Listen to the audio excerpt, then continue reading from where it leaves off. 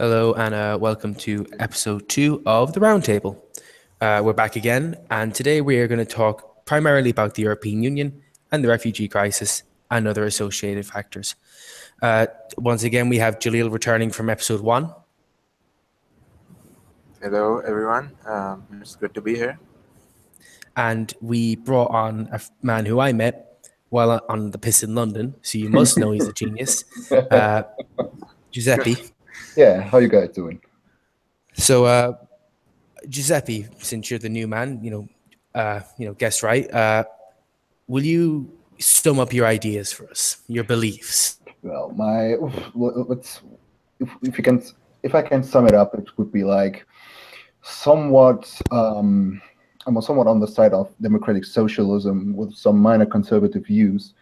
But general, yes, I'm pro EU. I am somewhat pro refugees, and yes, a lot of social and leftist ideas on my behalf. That's fair enough. And Jalil, or relative to what was mentioned, where do you stand? I wouldn't call myself a democratic socialist. I would call myself more of a. I don't know if this term should apply to me, but other than healthcare, I would say everything. I believe in a small government in terms of economics, and I believe in small government in terms of regulating the free markets because you guys live in Europe. I mean, but bureaucracy is a huge issue here. So that's what I that's what I'm opposed to from start to finish. That's why I believe in small government to an extent. I'm not a libertarian because that does not work. I'm not an anarcho-capitalist because those people don't have brains. I'm a normal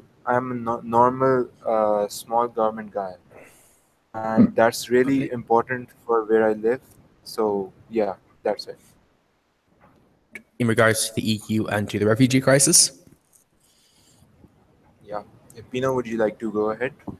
No, I meant Jalil. What are your views in regards to European Alright. refugee crisis? Okay. First of all, in terms of the refugee crisis, when it happened in the beginning, um beginning as in when the Syrians were coming in, I was not opposed to it. I mean, there are 2 million refugees in my country right now, so and I support them completely. And I think if smaller countries like us and Lebanon can take in millions of them, there wouldn't be a problem. However, what I found a lot of problem with was the way dealt with it. And now with Syria back under stability, and with most of the rebel insurgents defeated and people returning. Uh, two weeks ago, 400,000 people returned to Aleppo. Now the refugees are coming in from different places, and I'm starting to doubt their intentions, and that's not a good thing. And I will go into detail about it, but I'm really skeptical about the crisis continuing to this point. Well, that's excellent. So we have a brief understanding of our members' views. So Yeah. my question would be the first question, the big question. The European Union is a supranational entity, and Yeah. it exists as it does now with 27 member countries and one currently exiting. I believe there is an ethical dilemma within the European Union in its existence, in its operations, in any manner. Pino, would you like to answer the question first? Yeah, I mean, the European Union has in my opinion, very positive background idea. It's somehow it somewhat resulted from all those war-ridden years in Europe. And the background idea is, of course, if you have a union, if you have a supranational entity, which ensures a higher level of cooperation between European states, you, on the long run, are going to have peace. So the main background idea of having various European countries working together, making deals with each other, having economic relationships with each other, the background idea in itself is, in my opinion, not really to be criticized. It is a good thing. Now, if we talk about ethical dilemmas within the idea of the European country, we have to take a look at how the European Union is designed in the 21st century. So we have a highly, highly bureaucratic apparatus which doesn't know, or which has forgotten to bind its member states, and it has forgotten how to ensure progress and to ensure that those states cooperate with each other. We can see it in the lack of a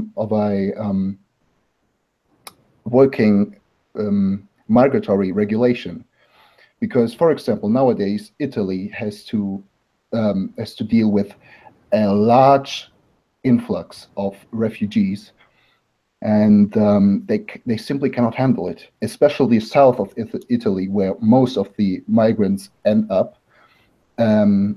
Has almost no financial means, has no functioning system whatsoever when it comes to dealing with this crisis. And the only thing that Europe does, or the European Union does, is not managing to have a functioning regulation within the member states. And this is where the idea of the European Union begins to crumble, because on the long run we have to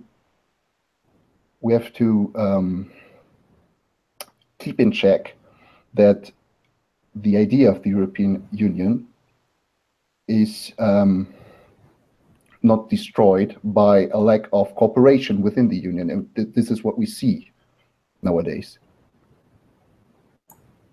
Okay, and Jalil, what would be your opinion?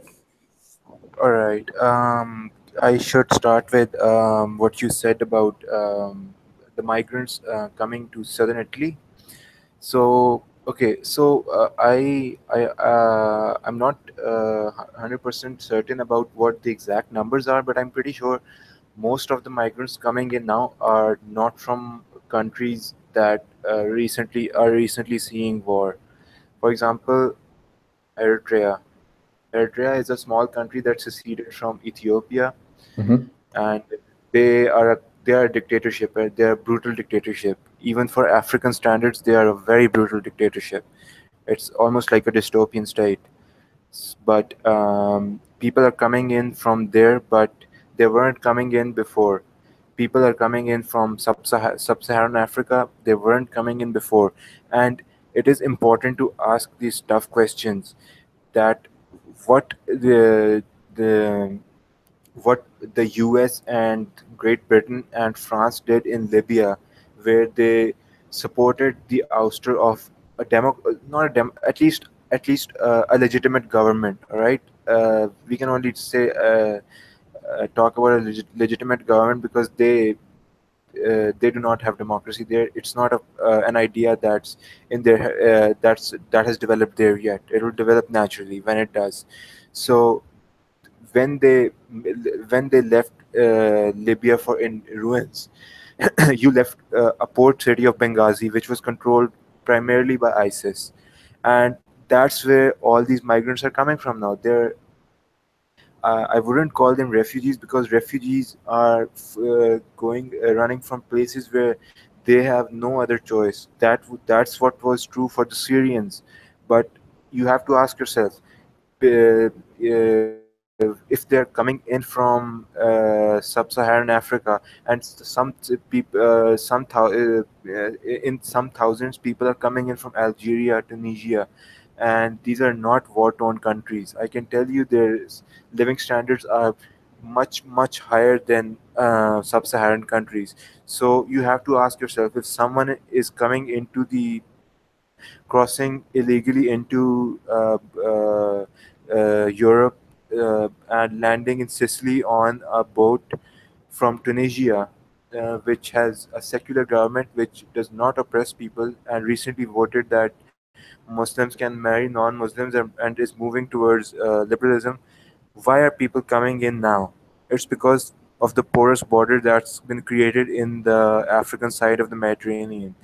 So I don't want Germany to deal with this, because Germany did never said that Gaddafi should be gone. I think there was a lot of opposition to regime change in Germany, but there was none in France. There was none in UK.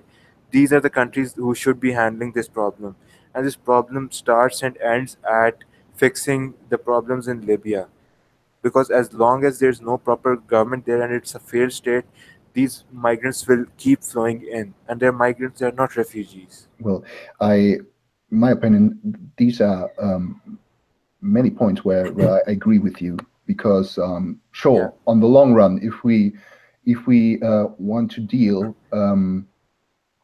with the refugee crisis, we cannot simply allow them to pour in, because aside from all the moral and ethical dilemmas, Europe has a capacity. It has a exactly. limit, and if we actually want to deal with it, we have to ensure that people, simply said, we have to ensure that people stop coming in. So Yeah, as you have already said, for example, in the case of Libya, sure, we can somehow make sure that it becomes financially more stable, that it provides more security to more secure standards to people coming into Libya trying to get to Europe. So these are all things which have to be brought in by the European Union. And now, when it comes to migrants which do not have their background in a war-ridden country, I'd say, well, actually, I'm not a social worker, but I do work somehow as in a social facility, which also has to deal with yeah, refugees. So I live in Germany. I work there, and I have made first-hand experiences with people actually coming from Syria, who actually come from areas where they have experienced traumatic things, where they have experienced war. And I also have I agree. experience where with people coming from countries which do not have any war at all. So, for example, there are a lot of migrants in my area. There are a lot of migrants from Guinea, from this Yeah, French-speaking African country of Guinea, yeah, where it is very, very clear that that the main reason for them are, of course, financial opportunities, yeah, that they want to get into Germany to build up, to get financial sorry, to somehow build up their future, to get financial security. And well, in itself, this is not a bad motive. But if you yeah, want to of have a course. functioning European regulation, and this is what it's all about, to have a functioning regulation, you cannot simply keep borders open. You have to Exactly. distinguish between those who have to get in and those who have to keep out. And Exactly. it is not a question of being left wing or being right wing, because, in my opinion, being right wing is not allowing people to come in per se. But Yeah, they don't even, yeah, they don't even agree with legal migration. I think their exact, problem is just, yeah, exactly. I don't agree with them either. yeah. Of course. So a functioning EU policy, which ensures that there are no ethical dilemmas within the idea of the European Union, which is the first topic we are actually discussing now, Yeah, would be to distinguish between actual refugees and actual Yeah. migrants. Exactly. And now when it comes to migrants, and this is also why I said I would consider myself to be a socialist with minor conservative views, because most socialists would simply say, let them all get in, otherwise it would be racist. But in my opinion, when it comes to migrants, we have to take a look at how they would embed themselves or how they would live in our societies. Now, Exactly. the experience I made is a lot of them. You talked about Tunisia, people coming from Tunisia, from Morocco, from I don't know how's it called in English, Morocco or Morocco, Morocco.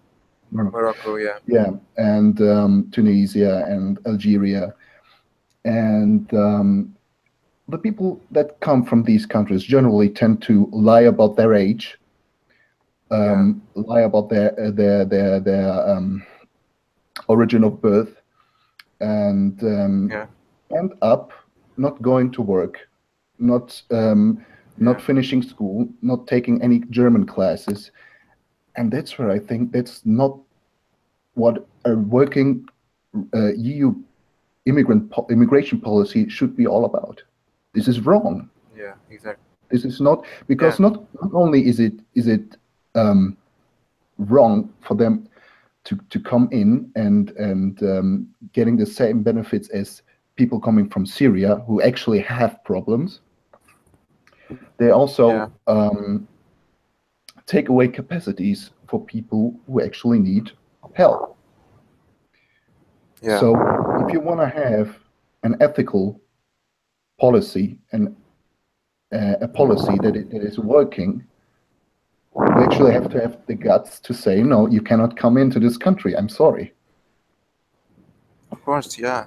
You have to turn them away at the border, because here's the thing.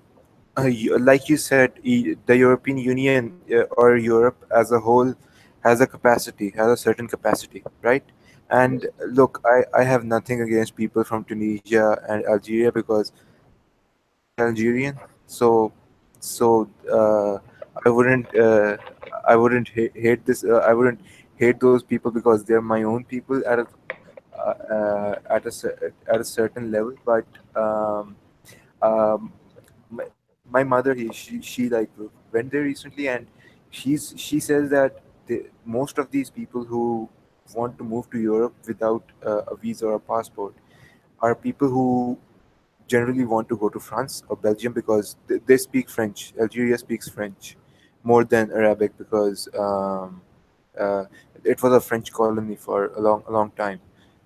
So it's easier for them to go. But there if there's a when you send people, when you allow people from Algeria or Morocco per se to enter France illegally, you're creating a problem for the home country. And that problem is that they do not have a regulatory control of their border anymore.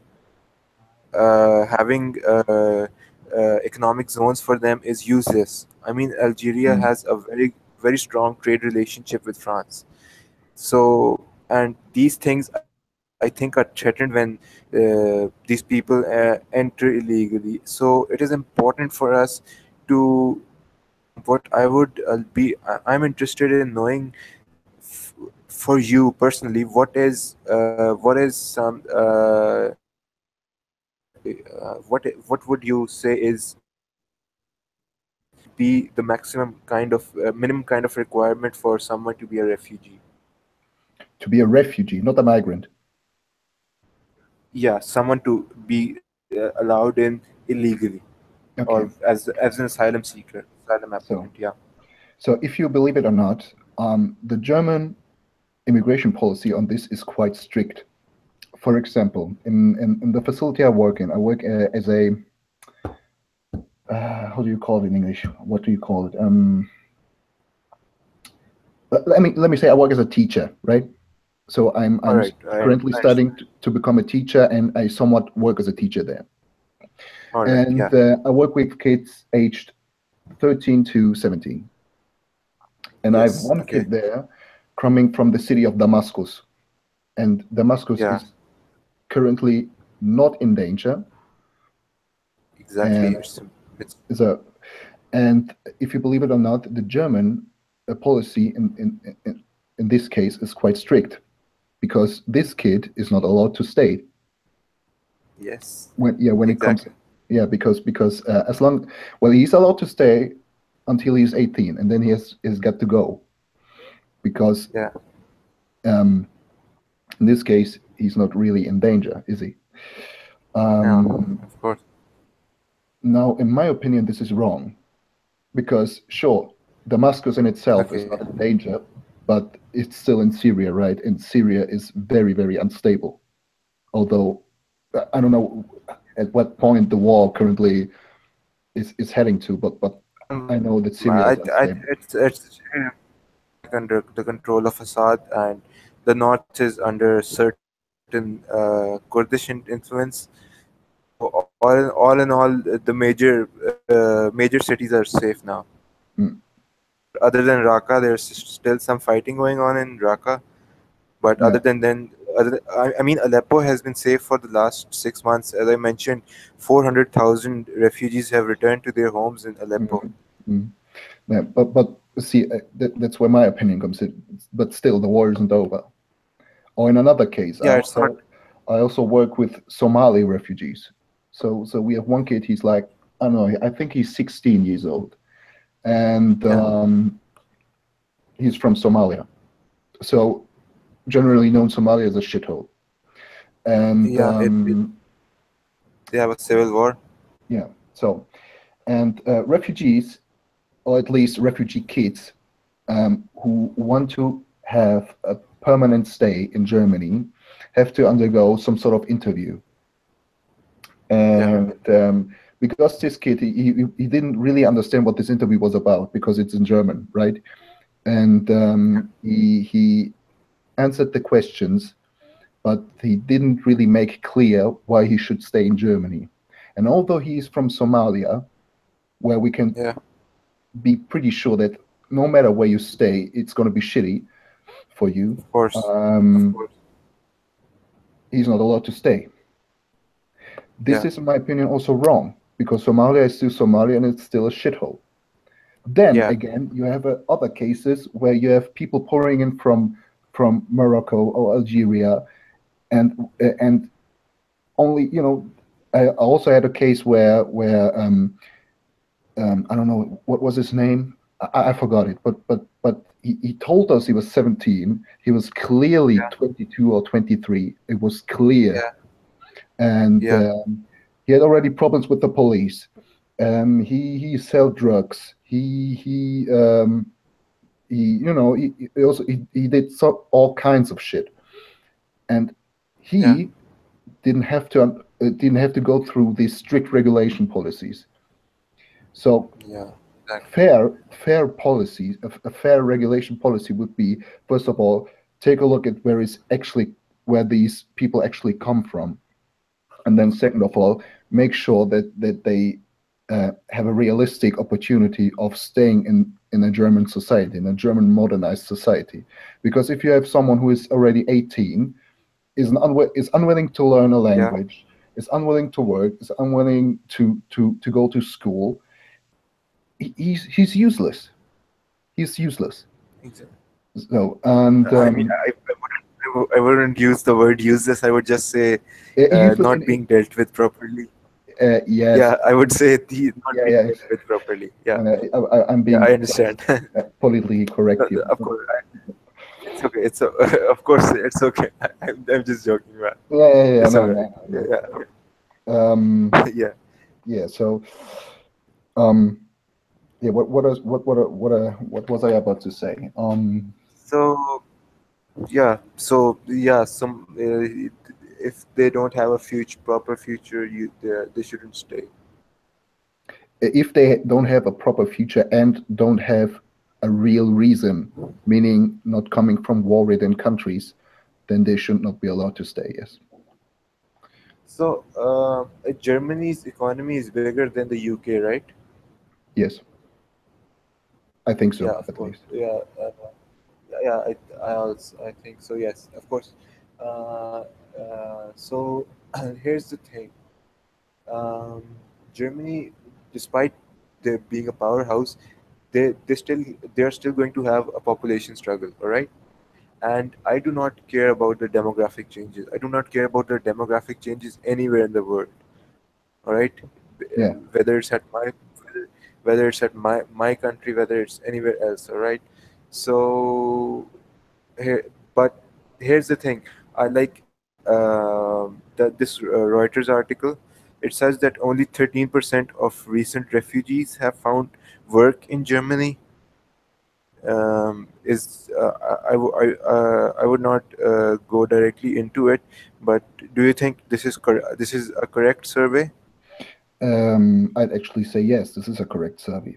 But Yeah, Sorry, I should step in quickly. The article they were referring to is a Reuters article based on the yeah, survey, which says that only 13% of recent refugees in Germany have found. implies that, yes. So yeah. So here's the thing. So if you do not have a proper vetting policy, then the people who actually need to be who need, I mean, as in terms of the kid from Somalia, I mean, just because he doesn't speak German, I don't think that should be a reason. But if he's older than he says that he is, then I don't think he should be allowed in. Look, there are certain regions in the world right now that are going through a very tough period. That's I'm sorry, Yemen. hello? Oh, can you hear me? Yeah, yeah, yeah. Okay. Okay, so I was saying that there are certain regions in the world which are going through really fucked up time, and these include Yemen, okay, Somalia, Hmm. and South Sudan. Okay, Yeah. so if people come in from those countries, if the people come in, because if someone says they're coming from the capital of Yemen, then they are the ones in the most danger, because the coalition in which if Germany is also a part of it with Saudi Arabia. So uh, this is another reason why they are facing such crises. And so when someone comes in from Yemen, of course they are going to have trouble because they are bombed ruthlessly all the time. So, and same goes for I'm Somalia. sorry. The country is, yeah, Can you hear yes, me? yeah, I see. Okay, but because I had connection problems. oh, yeah. Could you repeat? Could you repeat it, Of please? course, of course, of course, of course. I'm saying that Yemen, if someone comes in from Yemen, Somalia, and South Sudan, then you can say that they are in trouble. But if someone comes in from Tunisia or Algeria, I don't think they're in trouble at all, because at least as far as Algeria goes, these countries have sort of a safety net that would make sure that there is no famine in these countries, and they have at least, I mean, I'm not saying they have great social services, but these countries rich in natural gases. At least Algeria is. So they're not going they have a social safety net that should make sure that citizens are not living in absolute poverty. So sh- if I don't think it would be wrong to say that you should block asylum applications from places like Algeria or Tunisia, unless they're applications by people who are being persecuted for their beliefs. In that case, even someone from Singapore might be persecuted for their Yes, of course, beliefs. of course. In that case, All it right. would also. So, Hmm? yeah, Because in that and case, it would be refugees, right? of course they would need asylum because, for example, if there's an atheist in Saudi Arabia, they're not going to be living in poverty. In fact, they might be very rich, but they might want to move to a country where they are more accepted. No, of course. So, Saudi Arabia right? is quite problematic. So, yeah, exactly. So, so look, there are people who are all around the world who are in dire need. And let me just say, Americans are real assholes. when it comes to this, because Yeah, they thanks create. to Mr. Trump. Not only him, Obama was pretty bad in this as well. Mm, Obama was pretty bad at this as well. People are only pointing out Trump because of the things he says. Obama just wore a better suit and used fancy words. That doesn't absolve him from sin. of course, He yes, was of course. he was a terrible president at war. I think he escalated wars. His drone strike policies, etc. And I don't want to say I do believe that Islam is a cause of terrorism, but I also think that foreign policy is a big cause. Of course, yes. I mean, for example, if hey, look, if tomorrow tomorrow in a small village in Afghanistan, you drop a bomb, you missile. Of course, the person is gonna say, "Hey, look, you killed my uncle, you killed my aunt. I'm going to go join the Taliban because I just want to fight big bad America." So Americans are big assholes about this. They create these problems. They should take in the refugees, not Turkey, not Pakistan, not Lebanon, not Germany, not France. So Well, I if just only had to this, say that. if only the states should take refugees who cause the problems, it would be quite problematic to tackle these problems in the first place. But yes, I agree with you that refugees and terrorism and all that comes along with it, of course, it has not only just one cause or one reason. There are many, many reasons why people decide to pack their bags and get to another continent. So, Yeah, yeah, what was I about to say? In regard to the the Reuters article, this is one thing I wanted to say. I agree with it that 13%. I find it quite realistic that only 30% actually find work, but the article implies that only 30% want to work. The thing is also, even if you want to work as a refugee in Germany, yeah, you have you have trouble finding it, because first of all, as soon as a employee sees that you're a refugee, they won't want you to work with them. Secondly, every refugee is allowed to work in Germany because, as you believe it or not, the policy in this regard is also quite strict. So if you don't have a permanent, if you're not allowed to stay permanently in Germany, you are also not allowed to work.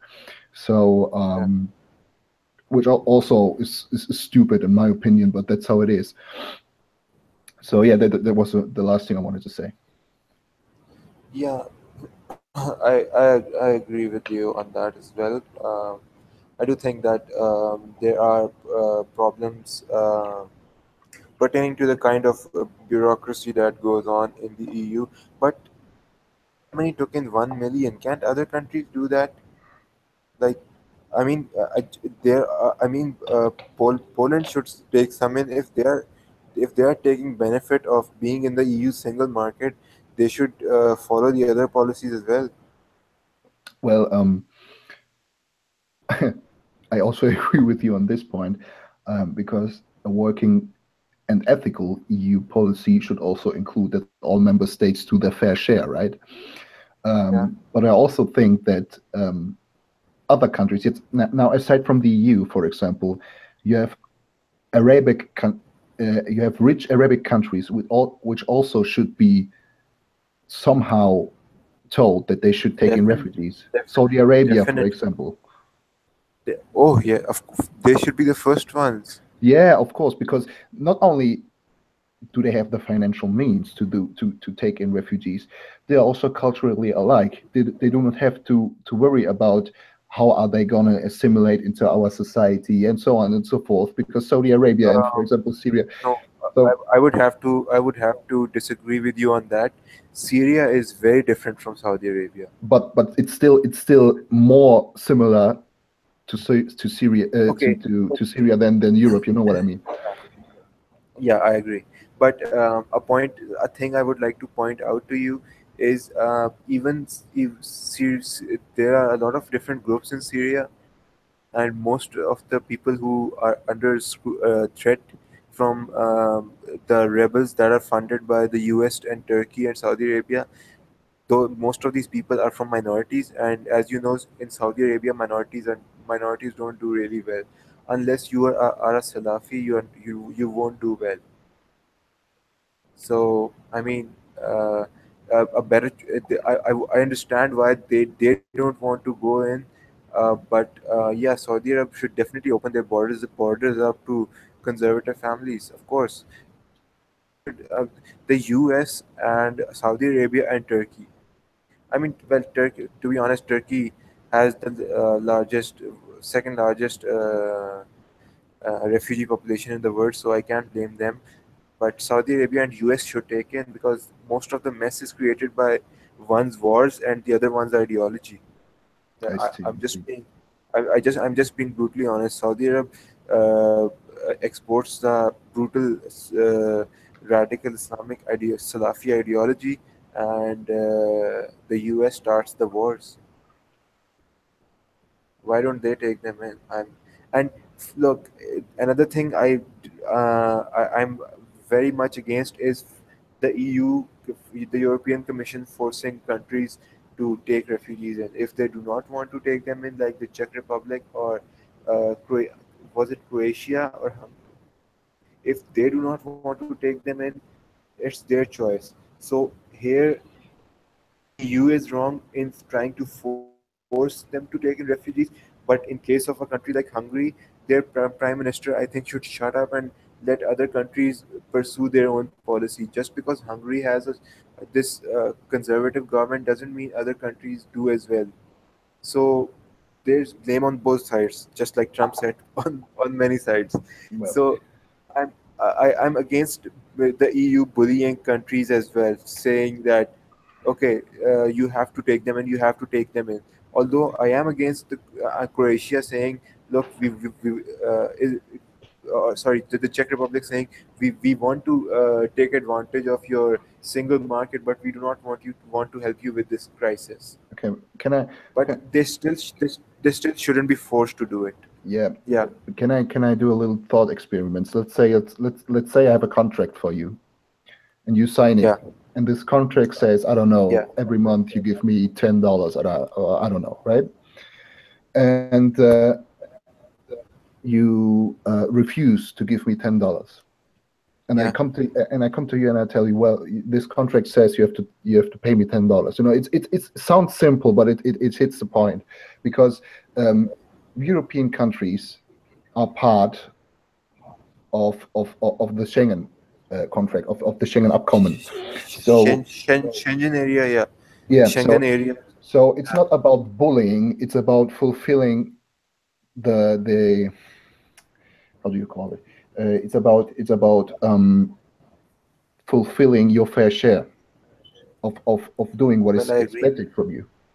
Well, I agree, but I mean, is does it look good for the cooperation, the future cooperation of? Look, I'm not going to act like a far right conservative No, asshole no. and say that I'm not defending the Czech Republic for their policies. I'm not defending these countries for their policies, especially who's the most anti-immigrant? I think, is it Poland or I is it think it's Hungary? Orban, Hungary. Hungary, right? Yeah, So I mean, Hungary. To be honest, Hungary is not a first world paradise. So they do have a very good. They do get a lot of benefits from being in the EU. yes, So of they course. shouldn't be. I don't think they should be complaining. If I was in this kind of a, if I if I was in a single market like that, and the economy was booming because of it, I wouldn't complain if 40,000 people came in. No, but it's not about 40,000 people, is it? Because Yeah, we are talking about numbers which, compared to the number of refugees Germany or Sweden has taken in, are yeah, exactly. laughable. So, for Yeah, example, I think exactly. in the case of, I don't know, was it Hungary or Czech Republic? I think in one of Yeah, both cases, um, they had to take in 1,000 refugees. So if you compare it to the numbers of refugees that came into Germany last year or this year, it's Yeah. almost to not, it's almost nothing, right? And even this small amount of refugees, even this small amount of cooperation was refused by the right-wing politicians. And Well, we all know why they did it, because they do not want the foreigner. I yes, mean, of I agree course. with you. I agree with you on that. And But forcing them is not a good look either, right? do you have an alternative? Simply to simply saying forget about it and stay in the EU and act as if Yeah, nothing happened. that's true. You're right, of course. But I mean, to be honest, I think you can't have your cake and eat it. Yes, of I course. think That's why that's I'm that. saying it.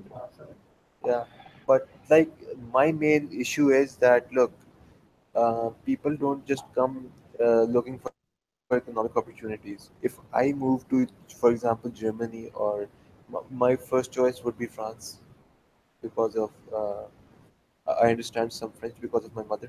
And then my second choice would be Sweden and Germany, or Germany, Mm. because of the fairly liberal, very liberal ideas. I have socially, I have very liberal. Yes, of course. Liberal idea or Socially, social benefits. Yes. social ideas. So on social ideas, I have very liberal. Not social benefits. I wouldn't need social benefit, because I would have a job, and I would come there, but I wouldn't come there for economic opportunity. I would Yes, of come there to experience the culture. I would come there because I want to live there. I wouldn't come there to and I'm not going to sisters come there and say that, look, I'm going to need these benefits, and that's going to be wrong from me, right? Because there might be a poor German guy or poor refugee who might do better with those social benefits. But on the other hand, if if the refugee crisis is trivialized to an extent where you are letting people in, because even though they're lying, then there's no point in having a regulatory process in migration.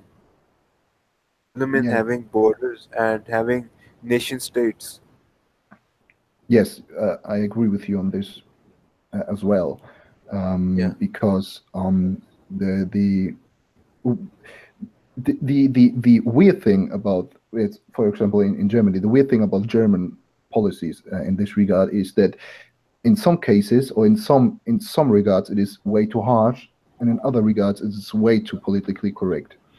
For yeah, example, there are many cases in which people, mostly from North African states, come into Germany and register by using different names, cashing yeah, in various benefits, and nothing happens.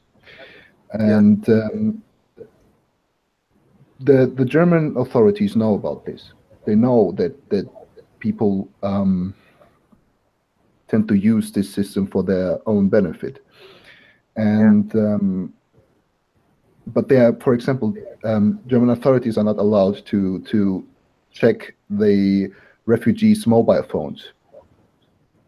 oh, For right, example, they are not yeah, allowed to go through further investigation when it comes to their um, actual background, national or actual nationality, because they're way too political correct about it. And that's where I think it's, you cannot be political correct on the one hand and then or you cannot be way too politically correct on the one hand and then expect to have a working to have a working regulation to have a working refugee regulation or migratory regulation.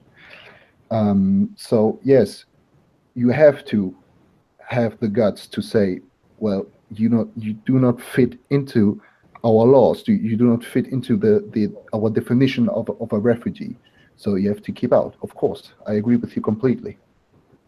But then again, if you have a working regulation, and you have a working regulation that could be used on a supranational EU-wide level, other member states should be told that they have to follow it. Also in the case of Hungary, also in the case of the Czech Republic, because if the EU in its whole is facing a refugee crisis, and you as a member state are not willing to even take in 1,000 of them, then there is something going wrong, in my opinion. Of course. I mean, if you're saying that, look, if your criticism is that we cannot handle having 100,000 of them, then I would agree with them. But if they say, well, you're sending 1,000 of them, we won't take them because we don't like we don't want foreigners in our country. So yeah, I mean, look, here's what I think.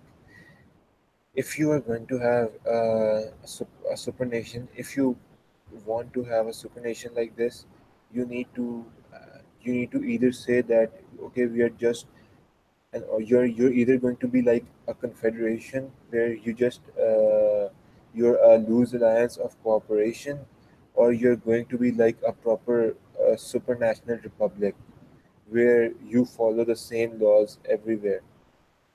So I think the EU has to choose, because look, there are a lot of problems, okay, and it doesn't begin with their weird regulations and with their weird universal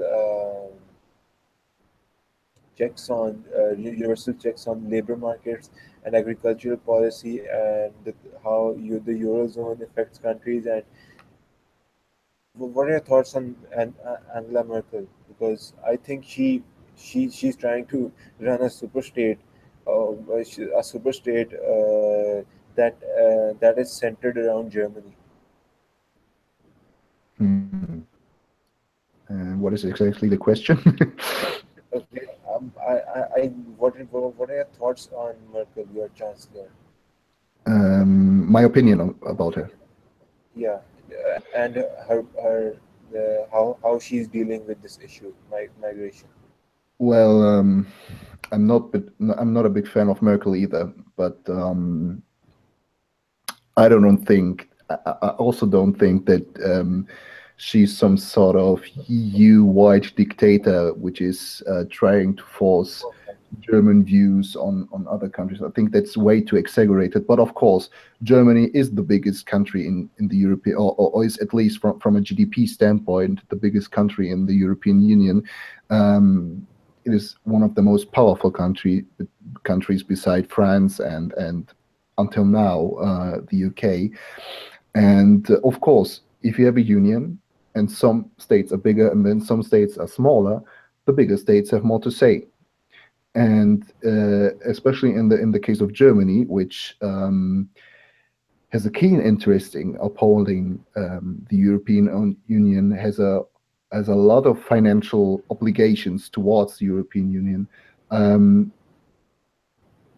Germany as a state is also interested in having to say a lot, or having a bigger voice than other countries.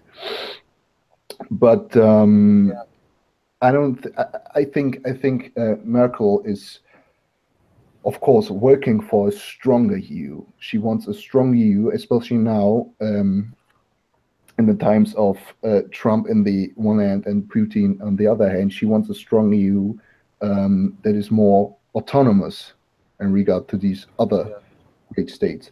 But I think it would be exaggerated to say that she's working towards towards a European state or some sort of United States of Europe, because that's not what Europe is all about. And in my opinion, it's an exaggeration. Yes. So, Pino, I think we should have closing statements, and I will Well, start with, there is one more question if you would like to answer it. of course, of Well, course, the of question course. is a very straightforward one. It is asking, does socialism or any form of Marxism have a role in the 21st century? Jalil. Okay, so first off, Marxism, no, it didn't have a role in. It shouldn't have had a role in the 20th century, not the 19th century. I don't think Marx should have ever had a role in anything. Okay, as far as socialism is concerned, I think social democracy is what works best in first world countries. I mean, because they're rich enough to afford things like universal healthcare, etc. So it's not wrong to say that countries like the US should have universal healthcare. Even I would even go as far as saying public education should, community colleges should be universal. But on the other hand, as far as hardline socialism is concerned, no, I don't think there is a chance for that to in society. And you see these edgy kids on Twitter. They say they're communists and all that stuff, and they're just like those uh, uh, those morons who well, those morons who use alt-right imagery and all that stuff. So I would say that no, socialism does not have a role. Social democracy, I think, is not socialism at all, because that only involves certain aspects of the state being run by the national agenda. However, most of the things are still prioritized. Places like Norway or Sweden, they're not socialist because they still allow businesses to open up. To say that you can't own a place of land. Socialism is you can't own land and you can't start your own businesses. So as far as full on socialism is concerned, no. But as far as social democracy is concerned, the first world countries that haven't caught up, they need to catch up. And in my country, the party that I support, even they support social democracy. So that is the future for the world. And places like Norway, Germany, Sweden, etc., should lead by example in this. Not the United States, not the USA. They are the last country that should lead by example when it comes to anything. Even when it comes to democracy, they're the last place that you should look to for a good example. So the social democrat model of Europe is what the whole world should push towards. In some places it will take longer than others, but eventually everyone will accept this system, and they are going to accept it willingly. I think the way forward. Okay, and Giuseppe? Yeah. Well, I do think that socialism is somewhat a place in the 21st century, but not, as you have already mentioned, not as a full-on system that is implemented, but there are. I think that socialist ideas can be used within a democratic and somewhat also, even if it sounds weird, a capitalist framework, because well, how do you explain? As you have already said, Mixed economy. excuse me. So A mixed economic mixed system. economy. Yeah, exactly. But a mixed economics that actually works towards the benefit of the people. Because if you take a look Yeah, at the financial crisis in 2008, the banks were saved by the states, and this also yeah. was somehow socialist. It was a socialist idea to save the banks, but it was not a socialist Of idea course. used towards the benefit of the people, right? So this kind of Exactly. socialism, I'm also, I'd say in this case, I'm a free, I'm a fan of free market, because the banks should have failed. And Exactly. then on the other hand, if you have socialist like ideas that work towards having a more equal society, a more Yeah. socially just society, then I think it can be and it should be implemented in the 21st century. Now, when it comes to third world countries, of course, they do not have the financial and economic means to have all these social state-led benefits. Um, but socialism in the 21st century can also mean to work towards a more equal world, a more equal way of dealing with these states. And although these third world countries are eager to have financial and economic growth, the aim of these types of growth should be to have a more equal and more social society for the benefit of the people. So yes, Exactly. somehow Yeah. the answer That's is yes. yeah, and exactly. I agree with you. Perfect. Yeah. Yeah. Okay, that's All excellent. right. Well, I think we should start to wrap it up now. It's been about an hour. And All right. first of all, I would like to thank you for coming on. You are And welcome. You are have a great welcome. day. As always. As always, a pleasure. Thank you very much. Thank you, Giuseppe, for joining us. We would definitely love to have you over again Yeah, it was as fun. things progress. I would love to talk about you more because, like, just a statement to end for me from me. Um, Reading Breitbart is not going to give me a good idea of what's going on in Europe.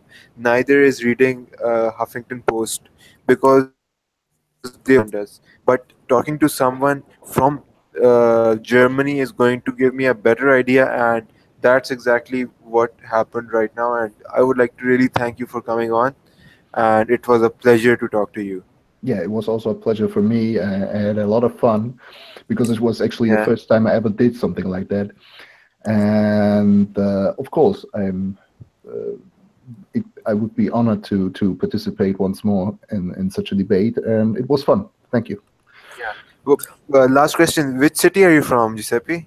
I am from the city of Bochum, which is near Dortmund, and it's in a Dortmund. Oh, yeah, it's an area nice. called Ruhrgebiet, and it's also in near the city of Cologne. So Cologne is like one and a Yeah, half hour away it's like from my point. Yeah, yeah, yeah. But the good football team, Dortmund. I like it. yeah. Yeah. Okay, and my final question is for Giuseppe. Giuseppe, how are you calling the German election? Well, yeah, CDU is gonna win. There's no way of avoiding that because we have the Social Democratic Party, the SPD, but the candidate is pretty much he has no chance, right? So he's trying his best to scratch some to get a few more percentage points, but he's going to lose. So it's definitely going to be Angela Merkel again, and it's probably going to be a liberal conservative coalition, Schwarz-Gelb, as it is called in Germany. Huh. And yeah, it's the conservatives and the liberals are going to win. So, but beware that liberal in Germany is something different than it is in the English language, because liberal would be like free market and yeah, maybe a little bit libertarian. All right. I understand. Okay. Yeah. That's excellent. Well, thank you very much, and thank everyone for watching through our debate. If anyone actually managed to survive it, like, comment, subscribe, all that good stuff, and remember to like us at Facebook at the Attestor. Thank you very And check much, out the website. Check out the website as well, lads. and best of luck to everyone else.